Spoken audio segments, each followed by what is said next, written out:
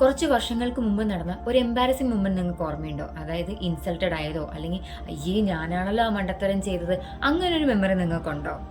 Embarrassment ഉണ്ടാകുമ്പോൾ നമ്മുടെ ബ്രെയിനിലെ അമിഗ്ഡല്ല active ആകും. അപ്പോൾ ഇമോഷണൽ മെമ്മറീസിനെ നോർമൽ മെമ്മറീസിനേക്കാളും പവർഫുൾ ആയിട്ടായിരിക്കും സ്റ്റോർ ചെയ്യുന്നത്.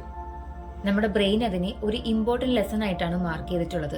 അതുകൊണ്ടാണ് ആ മെമ്മറി നമ്മുടെ മൈൻഡിലേക്ക് വീണ്ടും വീണ്ടും വീണ്ടും വന്ന് പ്ലേ ചെയ്തുകൊണ്ടിരിക്കുന്നത്.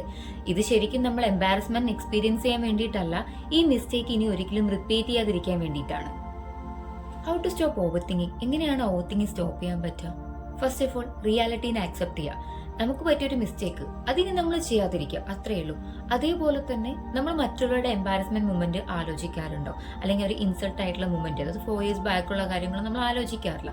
അതേപോലെ തന്നെയാണ് മറ്റുള്ളവരും. അവർക്കും നമ്മുടെ എംബാരസ്മെന്റ് മൊമെന്റ് ആലോചിക്കാനുള്ള ടൈം ഒന്നും ഉണ്ടാവില്ല. You remember it for year but others forget it the next day.